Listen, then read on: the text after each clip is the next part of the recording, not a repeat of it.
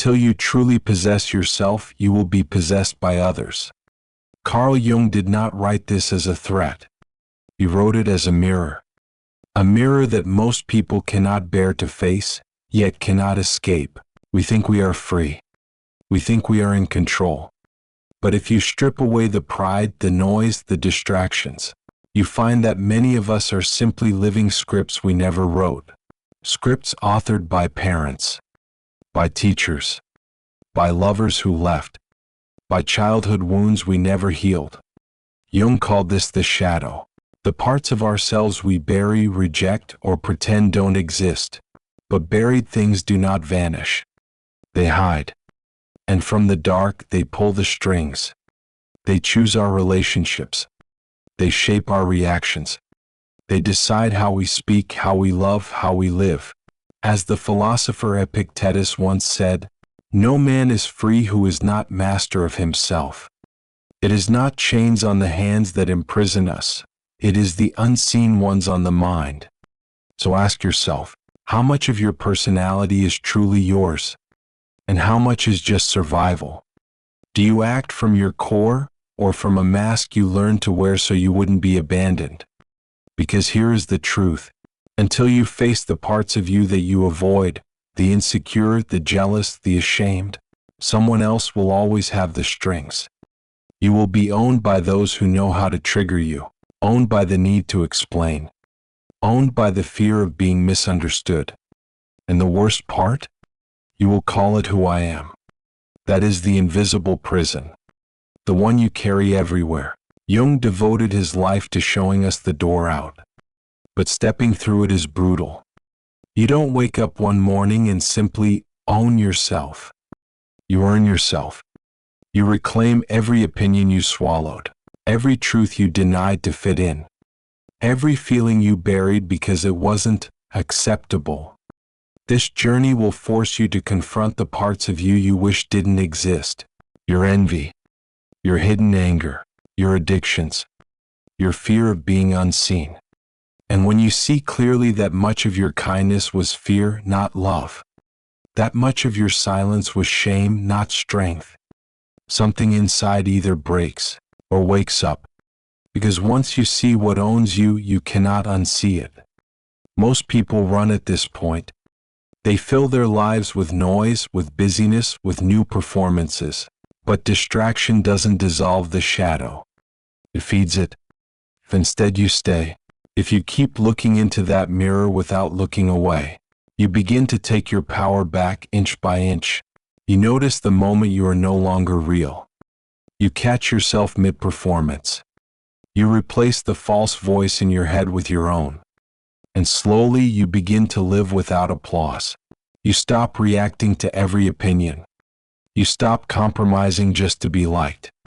When that happens, people will feel it. You will speak less, but your words will carry weight. You will stop defending yourself, because you are no longer playing their game. That kind of presence changes rooms.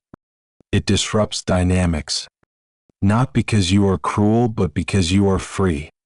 You are no longer owned by fear, no longer owned by the need to be understood. You are owned only by one thing, yourself. Jung once wrote, "The privilege of a lifetime is to become who you truly are. Not who they told you to be, not who you had to be to survive, but the one who exists beneath the masks, the noise, the fear." When you finally own every piece of yourself, you become untouchable. No one can shame you for what you have already embraced. No one can manipulate what you have already integrated. No one can control a soul that hides nothing from itself.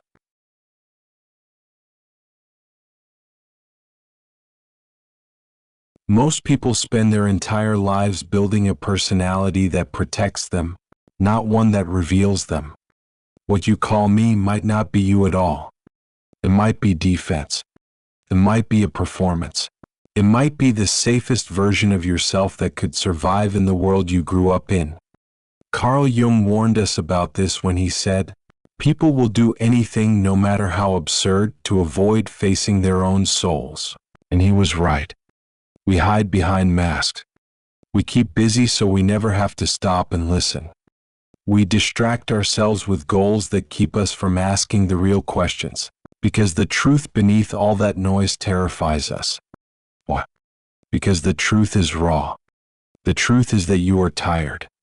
You've been living for years in the role of someone who must be liked, accepted, useful. And without that role, you're not even sure who you are. This is what Jung meant when he said, "Until you make the unconscious conscious, it will direct your life and you will call it fate." If your identity depends on other people's approval, you are not free, you are rented. But the moment you start confronting this, not running, not distracting, but sitting with it, everything begins to shift. You begin to notice your programming. You see that the people who enter your life are not coincidences. They are mirrors. You recognize your triggers not as flaws, but as unhealed wounds asking for your attention. Your habits, the pleasing, the proving, the numbing, you see them for what they are. Survival mechanisms. Not truth. Not identity. Just leftovers from the past. And then, suddenly, you wake up. You see how much of your life has been spent in reaction mode, reacting to childhood pain, reacting to rejection, reacting to the fear of not being enough. But once you see it, you are no longer a slave to it. This is the beginning of what Jung called individuation, the process of becoming whole, integrating your shadow, owning your flaws, understanding your darkness without being swallowed by it. Because your darkness is not your enemy. Your shadow is not trying to destroy you, it is trying to complete you. It holds your instincts, your boundaries, your suppressed no without guilt. It holds the rage you were never allowed to express, the strength you buried to stay safe. It is still there. And now it is time to dig it up. Not to act out from it, but to integrate it. To say, yes, this is part of me and I'm not ashamed anymore. When you own the parts of yourself that once controlled you, you become dangerous in the best way. You stop trying to be understood. You stop asking for permission to exist. You stand alone and you stand tall. And people feel that. They feel the stillness of someone who no longer hides. They feel the difference between performed confidence and embodied confidence. They sense the presence of someone who is no longer running from their own reflection. In a world built on performance, true authenticity disrupts everything. You have earned it through fire. You have sat in silence with your shame and chosen not to run. An authenticity like that, it cannot be owned.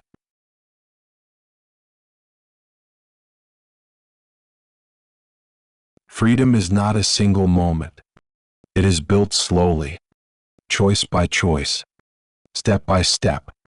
It starts when you stop pretending, stop bending to fit, stop chasing applause. You walk away from rooms that drain you. You stop accepting crumbs. You stop asking to be seen. Now you see yourself. You ground yourself in who you are, not in who they told you to be. Your posture changes. Your voice slows. Your words hit harder. You stop oversharing. You start listening. You ask better questions. You choose your battles. You walk away more often. Not out of fear, out of clarity. Because now you know, you are not chasing love. You are love. You are not begging for respect. You embody it. You are not proving your worth. You own it. When people lose access to the version of you that needed their approval, they panic. They call you cold. They say you've changed. They are right. You have. You are clear now. Clear about your boundaries. Clear about what you will no longer carry. Clear about what deserves your time. And in that clarity you find freedom. You stop reacting to every noise. You stop doing emotional labor for the unwilling. You stop explaining yourself to the committed to misunderstanding. You live honestly. You move with intention. You no longer trade truth for peace. Marcus Aurelius wrote, "If it is not right, do not do it. If it is not true, do not say it. Truth is your compass now. It is not for winning arguments. It is for staying aligned. The systems around you thrive on obedience, on quiet compliance. When you stop being a puppet, you disrupt them. You have cut the strings. You write your own script, one rooted in self-possession, in boundaries, in inner power, not outer applause. That is ownership, not of money or things, of yourself. And that is a wealth no one can take, a freedom no one can buy, a power no one can fake.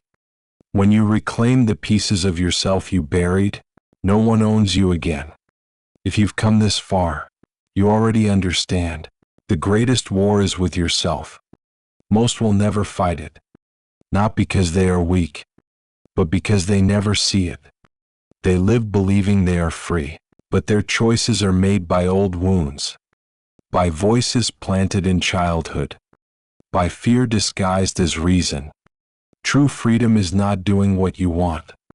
It is knowing who is doing the wanting. Until you can look yourself in the eye without flinching, you will live under someone else's programming. But you were not born to be a role. You were born to be a presence.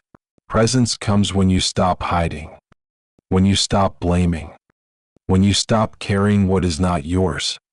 Every time you react from fear, you are owned. Every time you stay silent to avoid judgment, you are owned. Every time you settle for less, you are owned. And now that ends, you step into the fire of self-inquiry, the fire of truth, the fire of owning your voice, your space, your life. This is the turning point. This is where you reclaim everything, not in anger, in truth, because truth does not beg.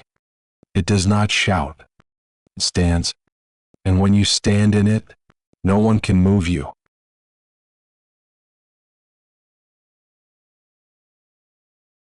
The war is inside you, not out there, not with them, with you. Most will never fight it, not because they can't, because they don't know it exists. They walk through life thinking they are in control, but they've never asked, who is making my choices? They've never seen that the voice in their head isn't theirs. It is the voice of parents, teachers, lovers who left, wounds that never healed. They think they are free, but they are owned. Owned by shame they've buried. Owned by guilt they've carried for years. Owned by beliefs planted before they could speak. Carl Jung said, "Until you make the unconscious conscious, it will direct your life and you will call it fate." Real freedom is not about doing what you want. It's about knowing who is doing the wanting. Until you can look yourself in the eye, fully, honestly, without flinching, you are still running someone else's script.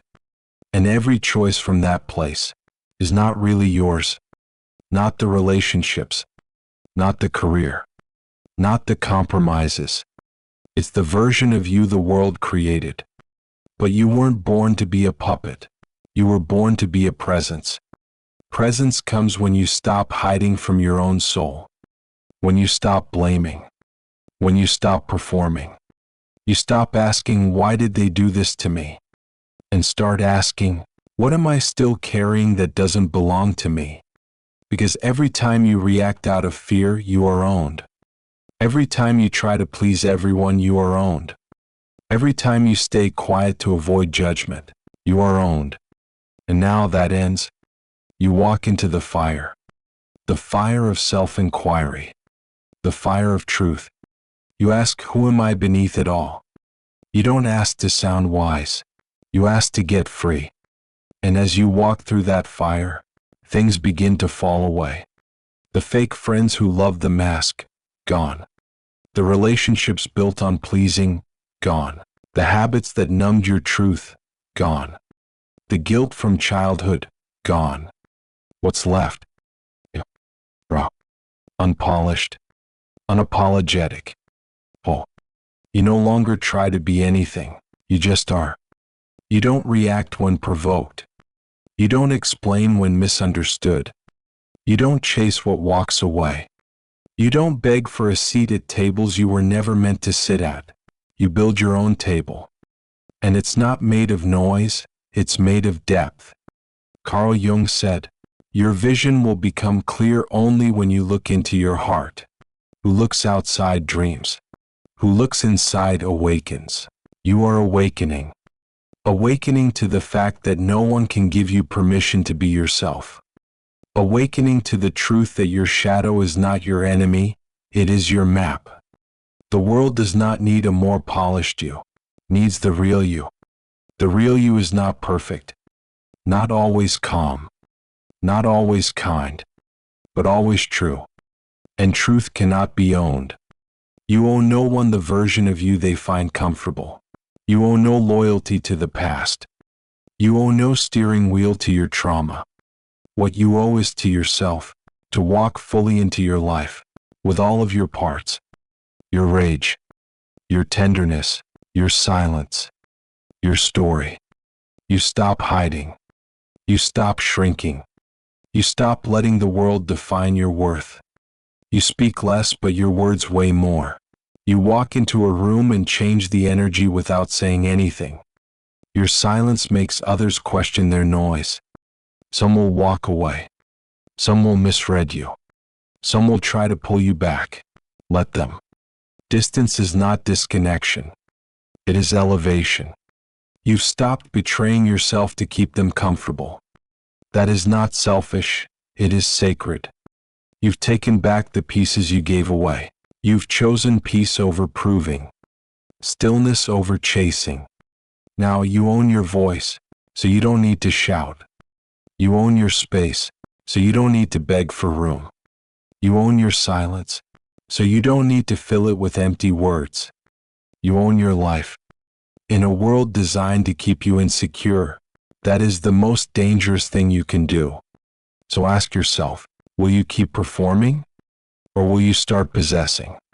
Will you keep trading your identity for scraps of attention? Or will you step into the most grounded, unshakable version of yourself, even if no one claps? Owning yourself is not about applause. It is about alignment. It is walking through the world, no longer needing to explain your existence. That is where the war ends. That is where the noise fades. That is where peace begins. Until you own yourself, you'll be owned by others. But the moment you do, you belong to no one, and everything begins to belong to you.